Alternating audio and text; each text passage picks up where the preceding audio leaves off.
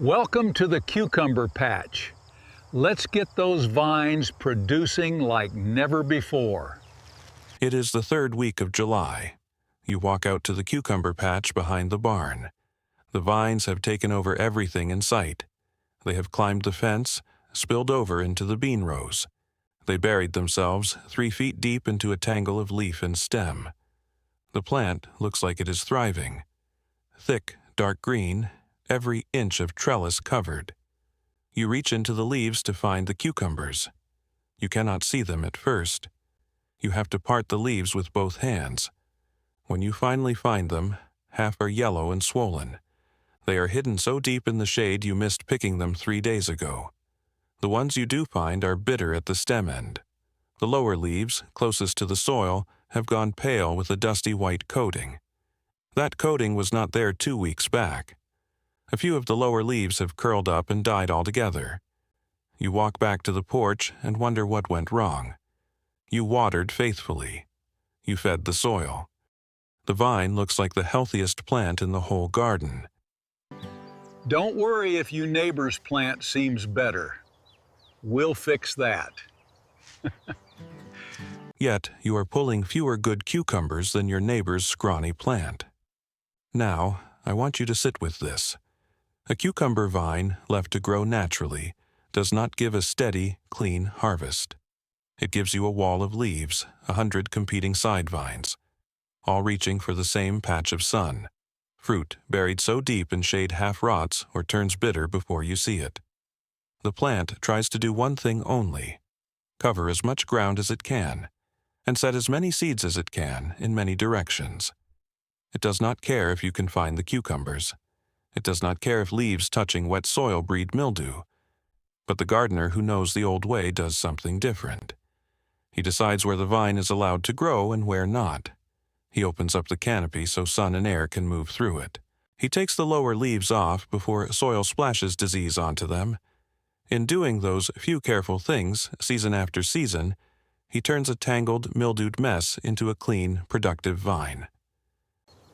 A little care goes a long way. Trust the old ways. That vine gives him straight, sweet cucumbers from July 4th through first frost, with hardly a sick leaf on it. This is one of the oldest pieces of kitchen garden knowledge in Pennsylvania Dutch country. My mother knew it. Esther's mother knew it. Every farmer's wife with a serious vegetable patch in Lancaster County has known it. Because a cucumber patch left unpruned loses half the harvest to disease quickly. Most modern home gardeners have never been taught it fully, or have only heard half of it, about pinching a sucker here or there, without ever learning why it works or when to do it properly. Today, I'm going to walk you through the whole of it. How to tell which kind of cucumber plant you are growing, and why that decides everything about how you prune it. How to train the main vine up a trellis the right way from the start. Which side shoots to remove and which ones to leave alone. How and when to strip the lower leaves before disease gets a foothold. The one cut most gardeners never make that keeps a vine producing strong to September. And the final pruning of the season that pushes the last fruit to ripen before cold. This is not theory. This is how I have trained cucumber vines most of my life. The same way my father trained them before me, and the same reasoning agricultural men at the Extension Office confirm in trials. I will be honest with you about the title. Folks will tell you maximum yield. It's about quality, not quantity. Your family will thank you. What I mean is not some record-breaking number from a single plant. I mean a steady, clean harvest from every vine in your patch, week after week, with far fewer leaves lost to mildew and far fewer cucumbers lost to rot in the shade. That is the honest math, and it is worth more to a family feeding itself all summer than any single giant cucumber ever was. Now, let me show you how it is done, starting with the one thing you need to know before you cut a single vine.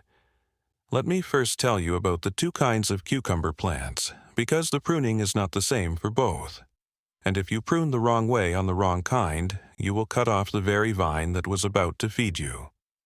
When you buy your seed, whether from a catalog, a nursery, or a packet handed down at a seed swap, you will find one of two habits listed on it: vining, sometimes called climbing, and bush, sometimes called compact. These are the two families, and the difference comes down to how far the plant intends to travel. A vining cucumber wants to climb. Left alone, it will send out a main stem 6, 8, even 10 feet long, throwing out side shoots the whole way, reaching for anything it can wrap a tendril around. This is the kind you grow on a trellis, a fence, or a string, and it is the kind that benefits the most from careful pruning because it has the most growth to manage. A bush cucumber, on the other hand, is bred to stay short and compact, 2 to 3 feet across, with shorter side shoots and a habit that is closer to a small mound than a vine.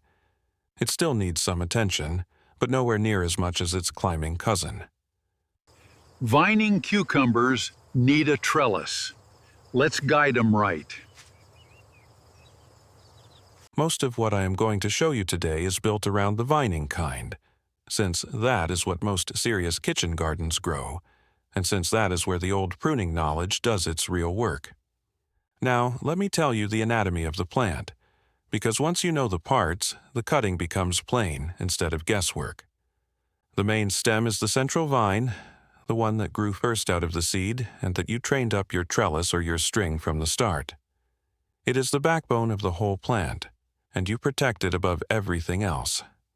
Off the main stem, at almost every joint where a leaf meets the stem, you will find a side shoot, sometimes called a lateral. A side shoot is a small new vine, trying to start, complete with its own leaves, its own tendrils, and given enough time, its own flowers and fruit. Leave every side shoot alone, and you get exactly what we talked about before: a wall of competing vines, shaded fruit, and a tangled mess that no air can move through. Beside many of the leaf joints, you will also see a thin curling tendril, the little green wire the plant uses to grab hold of whatever is nearby. Tendrils do no harm, and you can leave them be. And then there are the flowers themselves. Look closely, and you will see two different kinds growing along the vine. The male flower sits on a thin plain stem with nothing behind it. The female flower has a tiny swollen bump right behind the petals, no bigger than your fingernail, and that little bump is the beginning of the cucumber itself. Never cut a female flower or the stem just behind it. That bump is the harvest you are growing this whole plant for. The first real pruning you do happens low on the plant, in the first 2 to 3 feet off the ground, and this is the cut most home gardeners skip entirely. As the main vine grows up your trellis, go back to the base and remove every side shoot that forms in that lower section, along with the larger leaves growing right down near the soil. Pinch the small soft shoots off with your fingers. For anything thick enough to resist a pinch, use a clean, small shear. You do this for the same reason the old farmers always stripped the lower growth off a tomato or a bean. The soil is where the fungus and the mildew spores live, and every rainstorm or every splash from the hose throws a little of that soil up onto the lowest leaves. Those lowest leaves are the ones that catch downy mildew and bacterial wilt first, and from there the disease climbs the vine one leaf at a time. A clean, open base with no leaves touching the dirt and no tangle of low side shoots breathes better, dries faster after a rain, and gives the disease nothing to grab hold of in its first and most dangerous foothold. Esther calls this opening the skirt, and she does it to every cucumber vine in her patch by the time it reaches knee height, without exception. Once that lower section is clean, you turn your attention upward, to training the main stem itself onto the trellis the right way, and to deciding how many of the upper side shoots you are going to let the vine keep. Guide your vines early. They'll thank you with sweet cucumbers. That decision is what separates a vine that gives you a fistful of crooked, hidden cucumbers from one that hands you straight, clean fruit you can spot from across the garden, and that is exactly where we are headed next. Now we come to training the main stem itself, and this is where most home gardeners go wrong without ever realizing it. When you set your cucumber seedling at the base of a trellis, fence, or string, Do not let it wander. Guide that main stem straight up, weaving it gently through the trellis wire or wrapping it loosely around the string as it grows, an inch or two every few days. The plant wants to climb, and your job is simply to point it in the direction you want it to go before it decides on its own and tangles itself sideways into the row next to it. Once the main stem reaches the top of your trellis, usually somewhere between 5 and 6 feet depending on what you have built, pinch out the growing tip. This is the cut most folks have never heard of, and it feels backward the same way topping a tomato feels backward. You are telling the plant the climbing is finished. From that point forward, the energy the vine was spending pushing upward gets redirected into the side shoots and the fruit you already have growing lower down.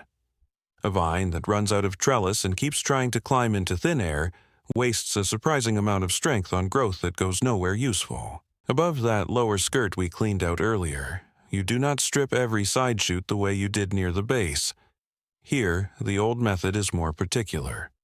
Once a side shoot above the first 2 feet has set 1 or 2 cucumbers on it, pinch out the tip of that side shoot, leaving a leaf or 2 past the last fruit. This stops the side shoot from running on indefinitely and pouring its strength into new growth instead of finishing the fruit it has already started. Esther's mother called this stopping the runners, and the principle is the same one behind topping a tomato at the end of the season, just done continually through the summer instead of once at the finish. A side shoot that grows unchecked all summer will eventually set fruit too, but it competes the whole time with every other unchecked shoot for the same water and the same sugar, and the plant ends up spreading its strength thin across dozens of vines instead of pouring it into the fruit closest to ripening. Stop the runners as they finish their fruit, and the plant concentrates its effort where it counts. This brings us to a cut that troubles a lot of new gardeners because it goes against everything in them. Thinning the fruit itself. A healthy vining cucumber plant, especially in the first heavy flush of midsummer, will often set more cucumbers than it can properly fill out all at once. You will see 4 or 5 small cucumbers swelling along the same stretch of vine, and if you leave every one of them, the plant divides its sugar and its water 5 ways, and you end up with 5 mediocre cucumbers instead of 3 excellent ones. When you see crowding like that, take the smallest, most misshapen 1 or 2 off while they are still finger-sized, and let the strongest ones in that cluster have the plant's full attention. It feels wasteful the first time you do it. It is not. A cucumber pulled off small at finger size is no loss at all next to the bitter, hollow, oversized cucumber you would have ended up with if all 5 had been left to fight each other for the same resources. Just as important as what you cut is when and how you cut it. The same rule that holds for tomatoes holds doubly for cucumbers, since cucumber vines are even more prone to mildew and bacterial wilt once disease gets a start. Always prune with a clean blade, wiped with rubbing alcohol between plants if you are working down a whole row, because a dirty pair of shears is the fastest way to carry a sick plant's trouble straight into a healthy one. Do your pruning in the morning, on a dry day, never right after a rain, and never in the evening when the cuts will sit damp all night. Morning cuts are vital. Keeps disease away and vines healthy. A wound on a cucumber vine that dries quickly in the morning sun closes up within the hour and gives disease almost no opening. A wound left wet overnight is an invitation. As the season runs on, keep returning to that lower skirt we opened up at the start. New leaves near the base will keep appearing as the plant grows. The lowest of them will keep drifting down toward the soil if you let them. Walk the row every week or so through the height of summer. Strip any leaf that has gone yellow. Strip any leaf with the telltale dusty white spots of powdery mildew starting on it. Strip any leaf low enough to be touching the dirt.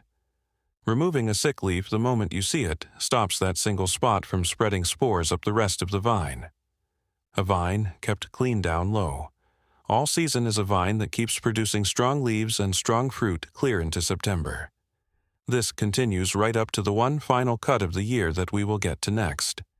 Now, the final cut of the season, and it is the hard one, the one that feels the most like cruelty and pays off the most in the end. In the last weeks of summer, when the nights start cooling off and the first frost is sitting 3 or 4 weeks out on the calendar, your cucumber vine is still trying to do exactly what it has been doing all summer, pushing new growth out to the tips, setting new flowers, swelling new little fruit that has no real chance of filling out before the cold gets to it. Every bit of sugar and water the plant spends chasing that late growth is sugar, and water stolen straight from the cucumbers already hanging on the vine that still have time to finish properly if the plant would just stop reaching. So you stop it for the plant. About 3 to 4 weeks before your expected first frost date, take your clean shears and pinch out the growing tips of every main stem and every side shoot still actively running. Take any flowers that opened in the last week along with them. You are not punishing the vine. You are telling it the season is over, and what is already hanging there is what it has left to finish. Within a matter of days, the plant answers. The energy that was being thrown into new tips and new blossoms shifts straight into the fruit already swelling on the vine, and cucumbers that look like they would never catch up start filling out fast in those final weeks, right up until the frost finally takes the leaves. Now, I want to take a moment, because here is where it all comes together. These old techniques, they've stood the test of time. Look at what we have just walked through. 2 kinds of cucumber plants, vining and bush, and a pruning approach built around the vining kind, since that is where the old knowledge does its real work. The anatomy of the plant, the main stem you protect, the side shoots you manage, the female flowers you never touch. Opening the skirt low on the plant so no leaf sits against wet soil where mildew gets its first foothold. Training the main stem straight up the trellis and pinching the tip once it tops out, instead of letting it waste strength climbing into open air. Stopping the runners on the side shoots once they have set their fruit, so the plant finishes what it started instead of spreading itself thin across dozens of half-grown vines. Thinning out the weakest of a crowded cluster while the cucumbers are still small, so the strong ones get the water and sugar they need to grow out straight and full. Clean tools and morning cuts, the same rule that holds for every vegetable in the garden, so one sick plant never becomes a sick row. And the final pinch at the end of the season that pushes the last good fruit to finish before the frost takes the vine for good. This is not theory I picked up out of a book. This is the same way Esther's mother trained her cucumber vines along the fence behind her kitchen garden, and the same way my own mother trained hers. And it is worth saying that the extension offices that study these things in their own trial plots have come around to the same conclusions. Opening the lower canopy to cut down on fungal disease, stopping lateral growth once fruit has set, pinching the leader once a vine reaches the top of its support. The old folks knew it by feel and by what they watched happen. Season after season, the university men know it now by their own measurements. The two add up to the same answer. There is no money to be made by anybody teaching you to prune your cucumber vines carefully. A seed company sells just as many packets to a gardener who lets the whole patch tangle into a mildewed mess as it does to one who keeps a clean, productive row all summer, and a gardener who loses half a patch to disease in July is often the same gardener buying a fresh round of seedlings in a panic come August. So the knowledge stayed where it always stayed, in the older gardens, passed down at the fence line from one generation to the next, while most of the country grows a beautiful green tangle that gives up half of what it could. So here is what I want you to do this week. Walk out to your own cucumber patch and look at the base of every vine. Strip any leaf touching the soil and any side shoot crowding that lower 2 feet, regardless of what it has growing on it. Check the trellis and make sure the main stem is climbing where you want it, and if it has reached the top, pinch the tip. Walk the upper vine and look for any side shoot that has already finished a cucumber or two, and stop its tip a leaf past the fruit. If you find a crowded cluster of small cucumbers fighting each other for the same stretch of vine, take the smallest 1 or 2 off now while they are still tender. And when the calendar tells you frost is 3 or 4 weeks out, come back one last time and pinch every growing tip on the plant hard and let it spend its last strength finishing what it already started. Do that, and you will be pulling clean, straight cucumbers off a healthy vine long after your neighbor's patch has gone yellow and bitter in the August heat.